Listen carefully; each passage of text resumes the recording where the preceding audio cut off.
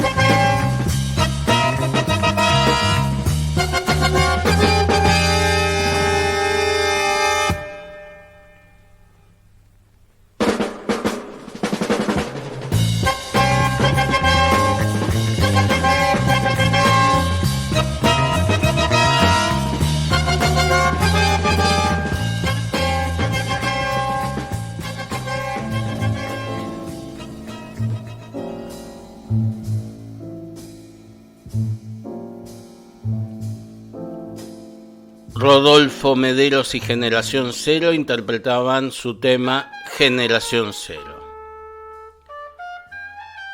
Ahí está, dice Domínguez en cuanto el celular dobla la esquina y se arrima despacio a la puerta del juzgado. Según el plan, también tenía que decir vamos o algo por el estilo, cualquier palabra innecesaria, pero que le sirviera a Páez y al gato Félix, a él mismo, para darse cuenta de que era la hora y había que salir del café, dispuesto a llevarse el mundo por delante o a arrasar con el juzgado por lo menos. Pero algo estaba saliendo mal. Así comienza Noches sin lunas ni soles, una excelente novela de Rubén Ticiani, pionera del género en nuestro país, publicada en 1975. En el inicio, un grupo de delincuentes, Páez, Domínguez y el gato Félix, hacen un operativo para liberar a Cairo, un preso que tiene una audiencia en un juzgado de la provincia de Buenos Aires.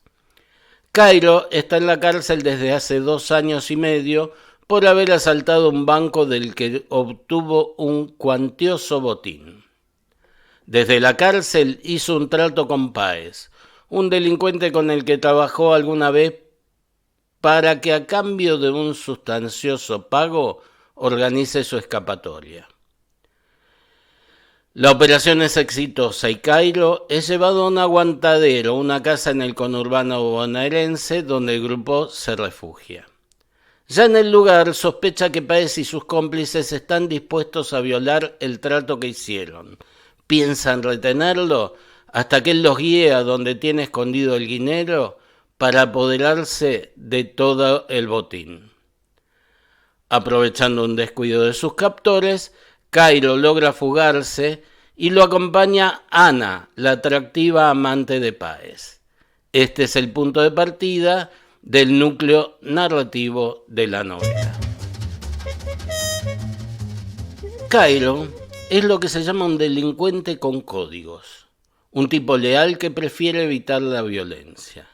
Escapó de la cárcel porque recibió una carta de Natale, su cómplice en el delito y amigo desde la infancia, donde le contaba que estaba enfermo y próximo a la muerte. Natale no fue atrapado por la policía luego del robo. Consiguió huir a Paraguay con su parte del botín. Ante la inminencia de su muerte, quiere que Cairo vaya a buscar el dinero y se lo lleve a sus padres, que están en Buenos Aires. Esa es la causa por la que Cairo se fuga, pese a que probablemente le falten solo 6 meses para conseguir la libertad condicional, pero a su amigo no le queda tanto tiempo de vida. Ana es una mujer que sigue sus impulsos. Ha sido prostituta y vivió un tiempo con Páez por conveniencia. Algo en Cairo le gustó y decidió escaparse con él pese al riesgo. Los dos son inteligentes. Cairo duda, desconfía, piensa que ella tal vez quiera conducirla a una trampa para quedarse con el dinero, pero a la vez se siente atraído por Ana. Ella se da cuenta de lo que le pasa a Cairo e intenta convencerlo de que no está con él para traicionarlo. No la tienen fácil. Páez quiere atraparlos por el dinero y para vengarse de que él se haya escapado con Ana. También la policía busca a Cairo, ya que quieren volver a capturarlo tras la fuga. Y uno de los integrantes de la fuerza, el inspector Maidana, tiene un interés particular en atraparlo. Fue el policía que detuvo a Cairo después del asalto y lo torturó durante varios días para que revele dónde escondió la plata. El asaltante resistió a la tortura y nunca le dijo dónde lo guardó. Maidano quiere capturarlo, matarlo y quedarse con el dinero.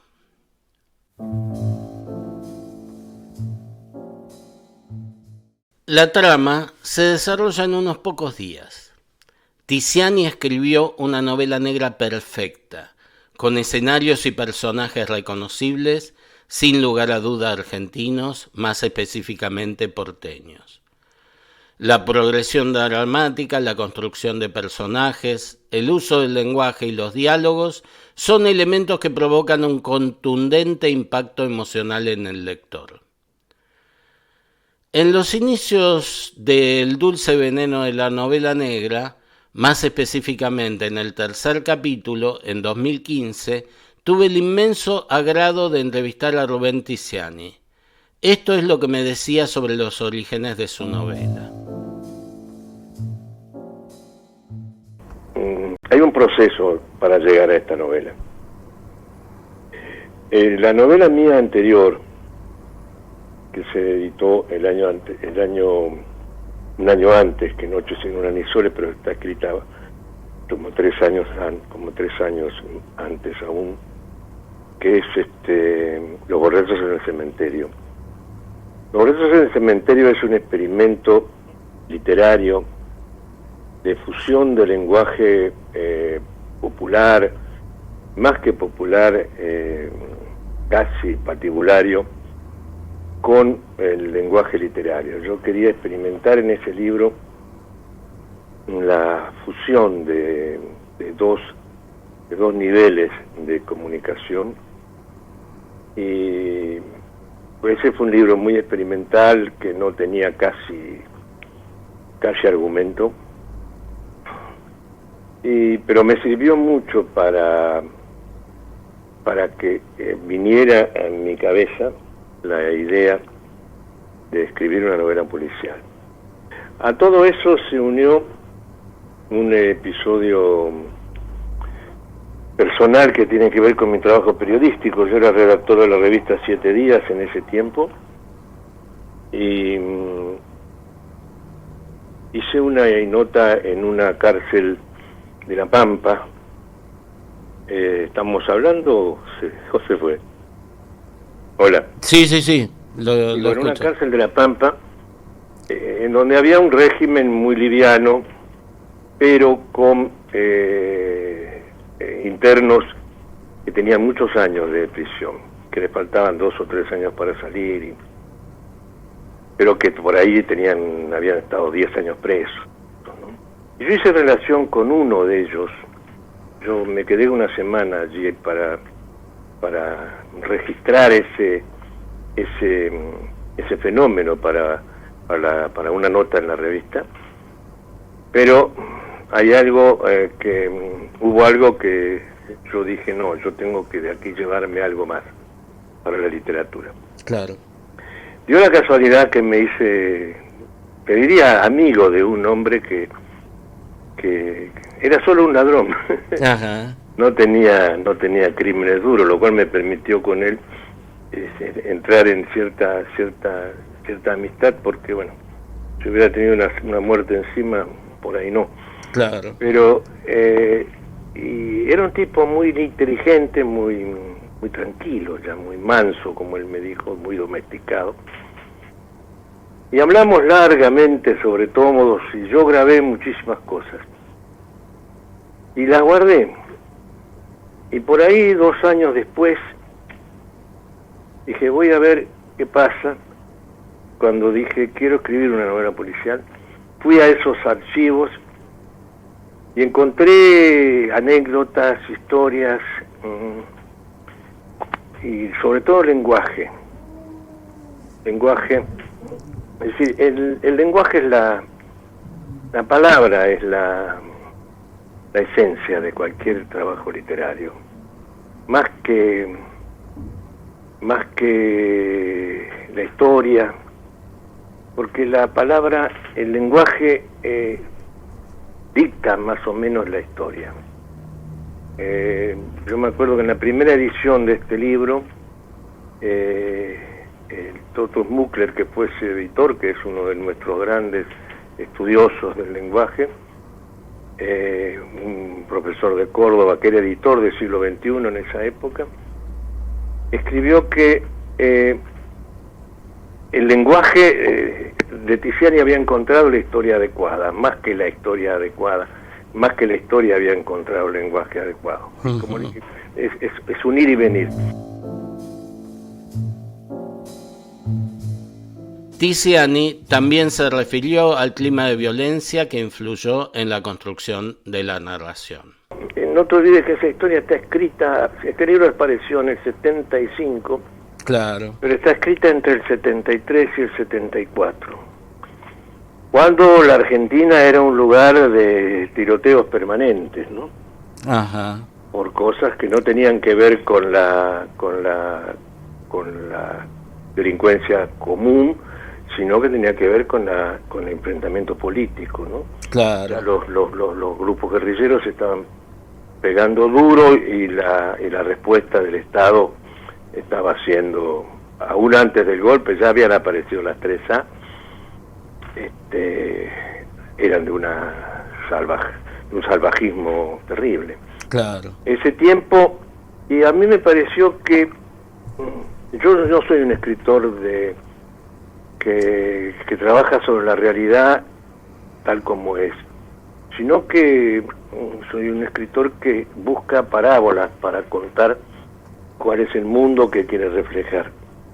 Y ese mundo de la violencia, de perseguidores y perseguidos, que vivía yo cotidianamente en las calles, cuando por ahí aparecía un escuadrón policial y nos bajaba a todos los pasajeros de un colectivo, nos palpaban de armas, nos ponían documentos y se llevaban un par de tipos o de mujeres que uno no sabía hacia dónde ni con qué destino, y que además por ahí empezaban a desaparecer amigos o conocidos, sobre todo en el mundo del arte, de la literatura y del periodismo.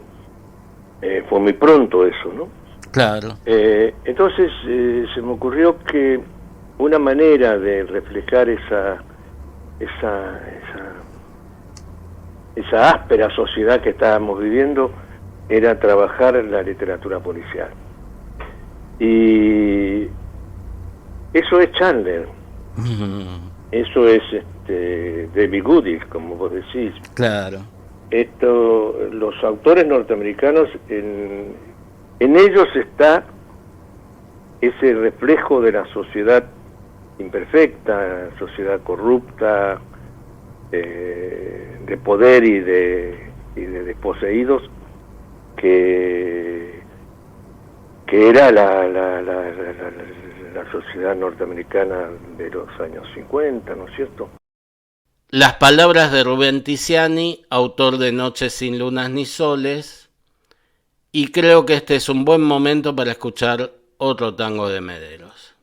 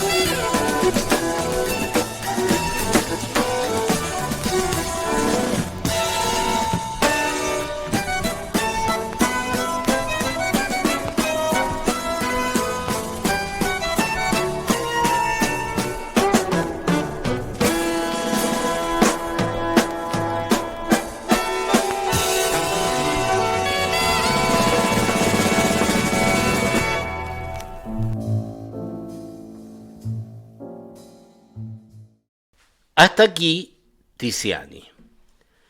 En 2025, a 50 años de la publicación de Noches sin lunas ni soles, dos talentosos escritores argentinos, Nicolás Ferraro y Quique Ferrari, tuvieron la audacia de imaginar una continuación para esa historia. La nueva novela se llama Cuando pierda del todo y es una perfecta secuela de la obra de Tiziani. El final de Noches sin lunas ni soles decía: antes de que una estela oscura lo cegara, alcanzó a ver la borrosa imagen de la locomotora pasando 2 metros más allá de su cabeza. Duro el sol, pensó. La novela de Ferraro y Ferrari comienza. Cuando vuelve a abrir los ojos no hay sol, pero después, de un rato, de una vida o de una muerte, toda esa oscuridad se fuga. La luz le estalla en la cara y lo devuelve al asfalto caliente de la calle Cabrera, a la vía del San Martín, a la Barrera Baja, al tren camino a Retiro, alejándose, arrastrando la sombra de todos los vagones con él. A Cairo le cae la ficha y también el dolor. Ferraro y Ferrari se dieron cuenta de que el final de Noches sin lunas ni soles no explicitaba la muerte de Cairo, quedaba implícita, lo que hacía posible una interpretación que abría el camino para continuar la novela. No pienso ni por asomo contarles cuál es el recurso que los escritores utilizaron para lograrlo, pero les aseguro que la manera de hacer sobrevivir a Cairo se desprende de la naturaleza de los personajes ideados por Tiziani. El asaltante sobrevive, aunque sus heridas son muy graves. Cuando mejora, se pregunta quién lo entregó. ¿Quién le dio a Maidana la información acerca del escondite del dinero que hizo posible la emboscada donde resultó herido? La pregunta es quién mierda fue. Páez, el primero. Tiene todos los números. No le había pagado por sacarlo del juzgado y segundo, le había birlado a Ana. Lo había tenido todo el tiempo pisándole los talones, incluso anticipándosele a alguna jugada como en lo de Salgado. Pero ese hijo de puta no puede ser. Si hubiera sabido ni bien pisaron la capital, lo hubiera llevado a punta de fierro hasta la Teca. Piensa en alguno de los muchachos, algún punto que, con tal de zafar de la maquinita, le cantara a Maidana acerca de Cairo. Pero no se le daba laburar con Ortivas. Luego de descartar a quienes fueron sus cómplices a lo largo de los años, se pregunta si pudo haberlo entregado a Ana. La única que sabía era ella que se había rajado con él sin razón alguna, ella que le había conseguido un aguante que al día siguiente reventó la yuta, ella que no se le quiso despegar y esperarlo en el aeropuerto, siempre cerca, bien, pero piensa, no puede ser. Al igual que en la novela de Tiziani, sigue presente la contradicción interna de Cairo, que siente una intensa atracción por Ana, pero no termina de confiar en ella, pese a que la mujer le ha dado sobradas muestras de que jamás lo traicionaría. Por su parte, ella registra esa desconfianza, pero intuye que él es un hombre diferente a todos los otros que se ha cruzado en la vida. Vos no te mentiste, Ana. No mucho. Te pasaron las cosas que les pasan a todos, pensabas, y pensás todavía, a todas las minas al menos, y ataste ese todo y nada en una simple palabra, girar, y punto. Que los hombres resbalaran en vos, siguieran de largo y ya. Pero ahora está Cairo, firme en su presencia y su desconfianza. Fue curiosidad antes de conocerlo, por todo lo que le contaba Páez, por todo lo que les decía al gato Félix y a Domínguez. Llegaste a pensar, mientras los oías planificar, que todo era verso, cosa de tipos para creerse que si el tipo que iban a sacar era tan pesado y lo mexicaneaban, ellos también eran de esa liga. Pero Cairo merecía su fama. Cairo vale 60 palos. No tenés ni idea ni de cuánto ocupan 60 palos, pero sí de las cosas que pueden hacerse con toda esa guita. Y la duda te agarra del cogote, porque sabés que el amor es la coartada perfecta para ser cualquiera. Pensás en todas las cosas hechas y deshechas en su nombre. ¿Estoy metida en todo esto porque lo quiero? Dudas. ¿Me puedo haber enconchado tan rápido, justo, y a quien los tipos me resbalaron siempre? ¿O es ese toco que anda dando vuelta? Un toco tan grande como para echar raíces y nunca volver a la palabra girar, para desatarla de tu lengua y perderla. La trama principal se motoriza por los objetivos de Cairo. Debe viajar a Paraguay para acompañar a su amigo natal en su trance final. Pero antes quiere recuperar su dinero, que sabe que le ha sido arrebatado por Maidana. El comisario, luego de apropiarse de los 60 millones, desapareció sin dejar rastro alguno. Pero ahora vamos a escuchar un tango.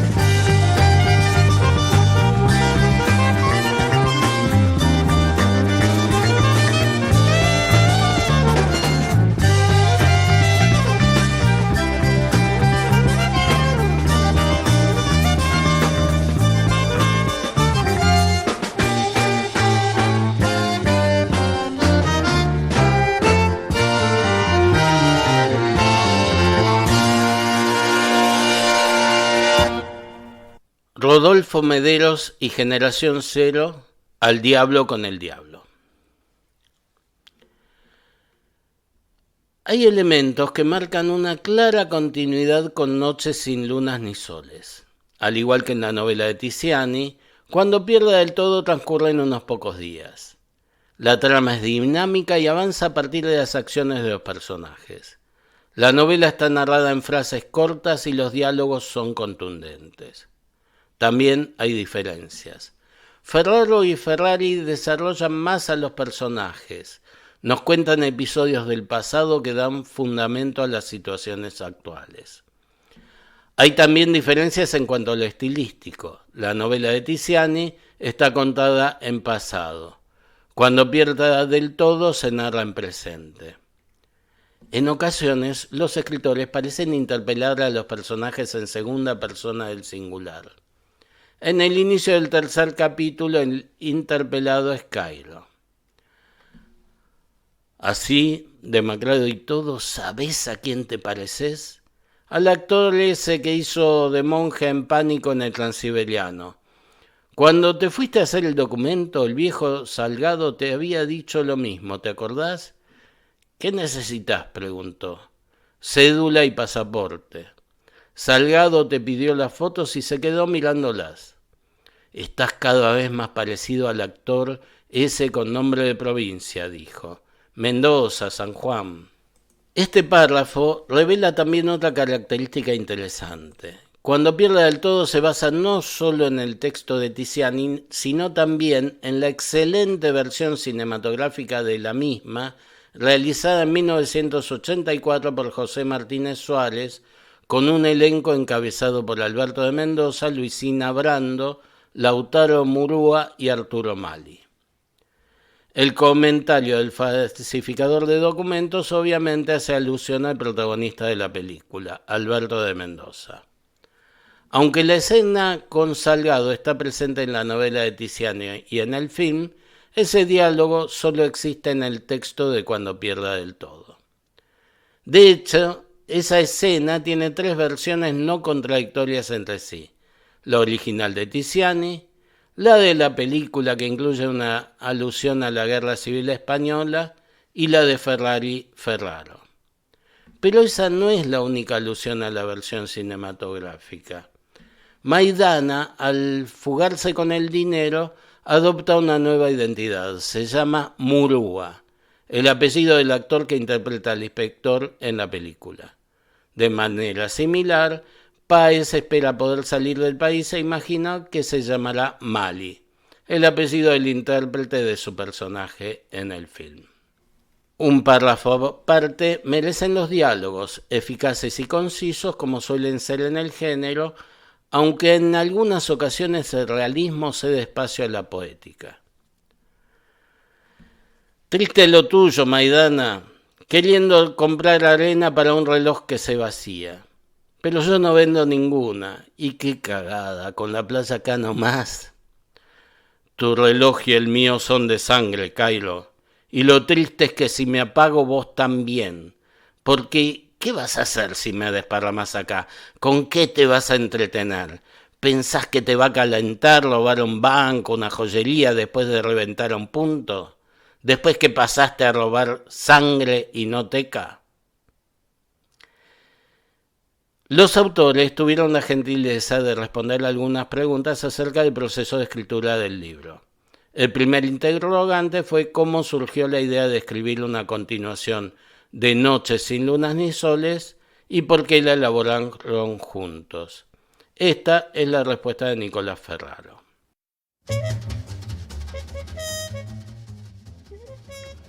Con Quique hacía bastante que veníamos dando la vuelta a la idea de trabajar algo juntos. Había estado en una primera instancia, allá pre-escritor del subte, pre-éxito rotundo de Que de lejos parecen moscas, en las que habíamos conversado acerca de la posibilidad de hacer algo con el personaje del Cloaca. E incluso hubo una especie de trama, un primer acercamiento a la escritura, hubo un primer capítulo, pero bueno, las diferentes obligaciones de cada uno terminaron haciendo que eso quede sepultado. Después nos hicimos guiños, yo le hice un guiño de la ámbar, él me hizo uno en el significado del fuego, que es la continuación de las moscas. eh, y como que había una cosita ahí, che, tenemos que hacer algo juntos. Y nada, la persona lógica cuando se me empezó a ocurrir que se cumplían 50 años de Noches sin Lunas ni Soles de Rubén Tiziani, necesitaba como un cómplice, era como una tarea a la que yo no me quería meter solo. Y al mismo tiempo también se cumplían 100 años del nacimiento de Rubén Fonseca. Y en un primer momento la idea era, bueno, mezclar esto y hacer el homenaje a los Rubén, por decirlo de alguna manera. Pero lo descarté rápidamente porque me di cuenta que iba a ser, nada, demasiados platos, demasiadas manos en un plato hacen mucho garabato. Esa es la frase. Y nada, le dije, bueno, che, hagamos esto, le damos la novela y vemos con qué nos encontramos en la relectura, qué podemos sacar a la hora de construir un nuevo texto, qué huecos nos dejó Tiziani de los cuales trabajar. Y esos huecos medio que tuvimos que en algún punto forzarlos, inventarlos, agarrarnos un poquito de ciertas cosas que capaz estaban ahí medias dubitativas, pero preferimos decir, bueno, acá el chabón nos cerró la puerta de todo, Rubén nos dejó la puerta abierta y dijimos, bueno, vamos para adelante. Así que eso fue como un poco la idea de escribir la continuación y empezar obviamente esto, esta relectura continua casi de Noches sin Lunas ni Soles. Y al principio, bueno, dimos vueltas de si capaz era ir por un personaje secundario, por aquellos que habían quedado como fuera de cámara o fuera de texto en esa primera versión, o darle más rienda a los que habían quedado en la primera, pero capaz no con tanto peso.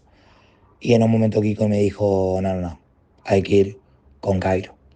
Así que fue una locura juntos poder empezar a hacer esa novela.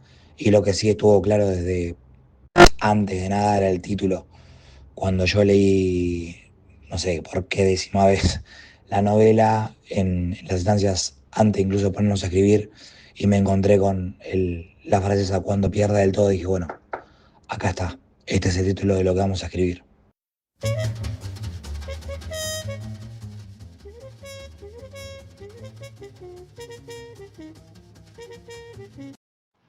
Bueno, la idea de escribir juntos era un viejo anhelo compartido. Habíamos fantaseado alguna vez una novela alrededor de un personaje mío, el Cloaca Pereira, que aparecen, que de lejos parecen moscas, que nunca se llegó a concretar. Y entonces la excusa de homenajear a Tiziani nos sirvió para poner en marcha ese proyecto diferido.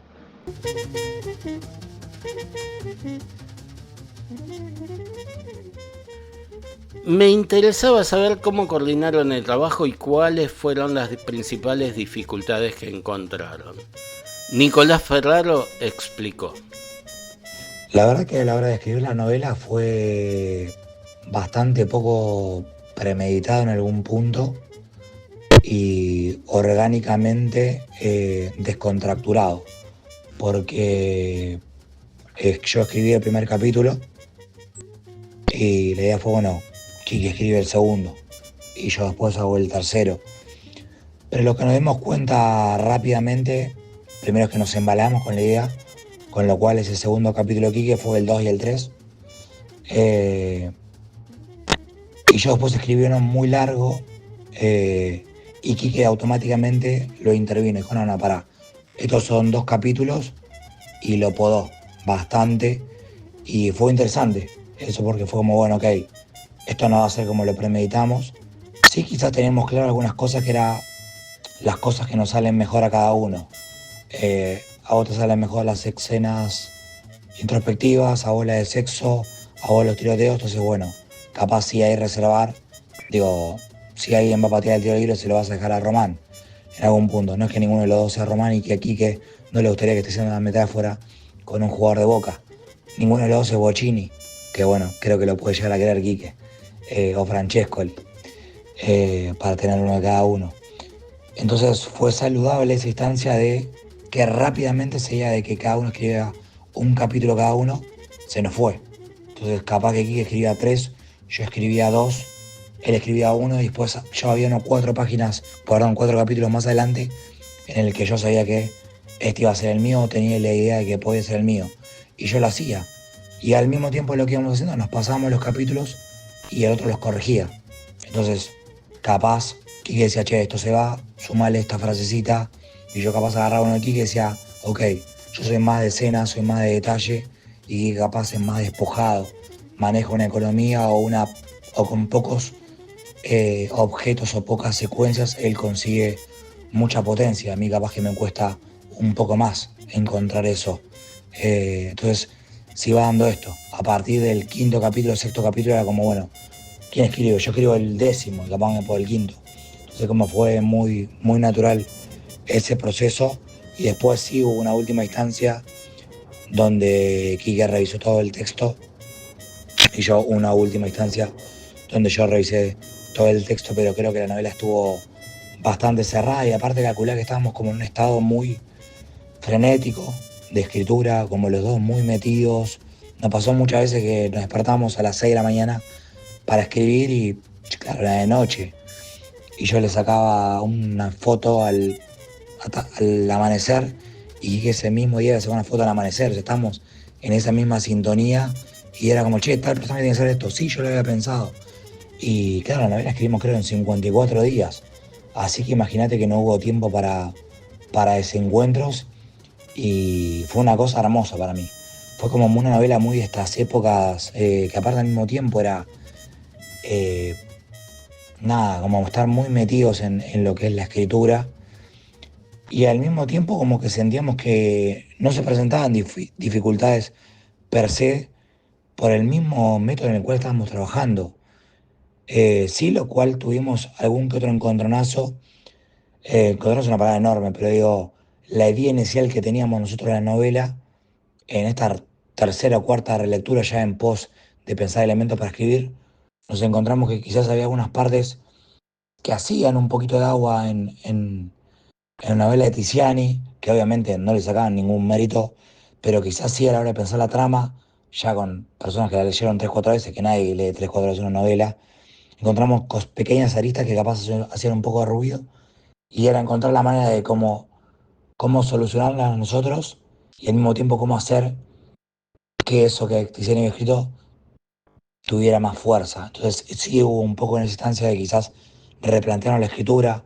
Los dos la habíamos pensado en el primer momento como una novela muy de gold medal, muy de la década del 50, Pulp, Negra, David Woodis, Jim Thompson, Charles Williams, novelas de 150 páginas y la novela nos llevó por completo otro lugar. Es una novela que es mucho más larga que Noches sin Lunas, es una novela mucho más larga que cualquier cosa que haya escrito Quique, por ejemplo, y que inclusive que termina teniendo la misma cantidad de palabras de lo que escribo yo. Entonces que no hubo muchos inconvenientes y ninguno de los dos tuvo problemas a la hora de decir, che, esto sacalo o esto potencialo o metiste mano donde capaz que no me metieron. No, no, eso no pasó nunca.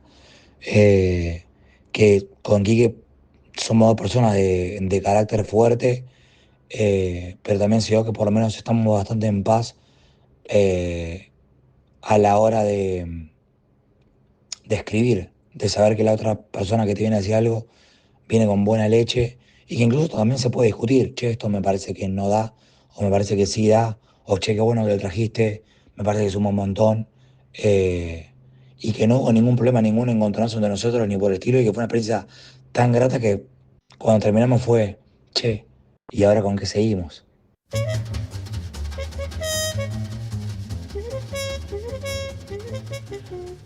Cuando se publicó Noches sin lunas ni soles, en 1975, Quique Ferrari tenía 3 años.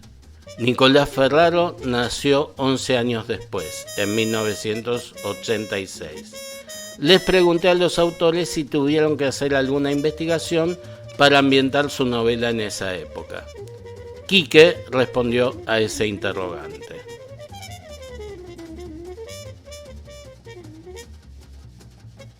Tuvimos sí que que investigar algunas cosas, igual que pasa siempre que uno escribe sobre eventos que suceden lejos en el tiempo o en el espacio. No puede ser porque uno está hablando de otra época o de otra ciudad o de otra clase social, otra clase de gente.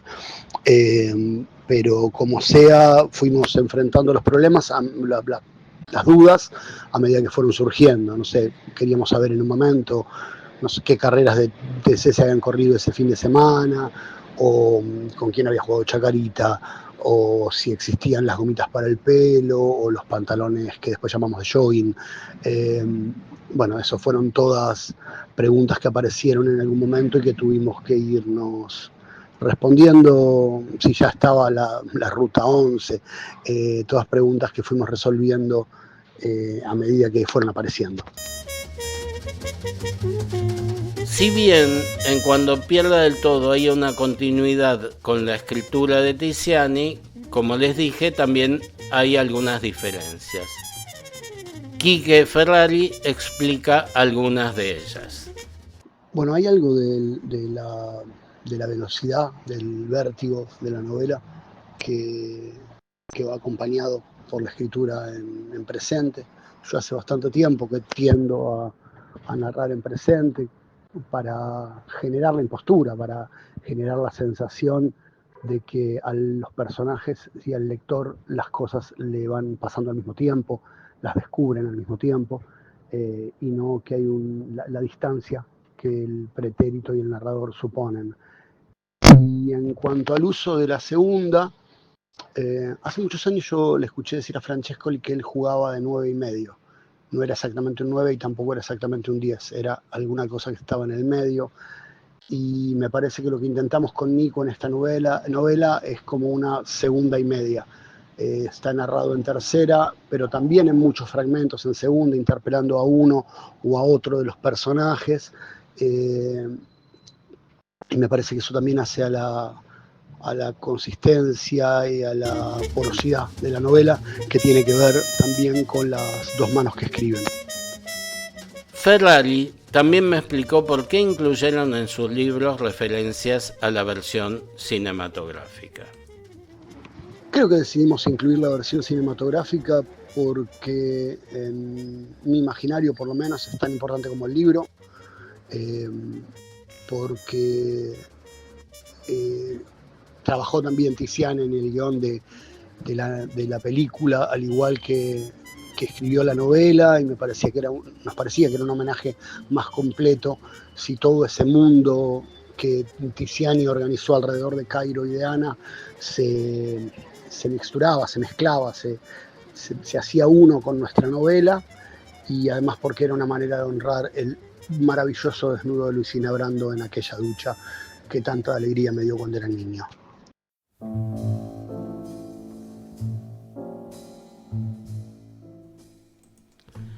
Hasta aquí llegamos con este programa.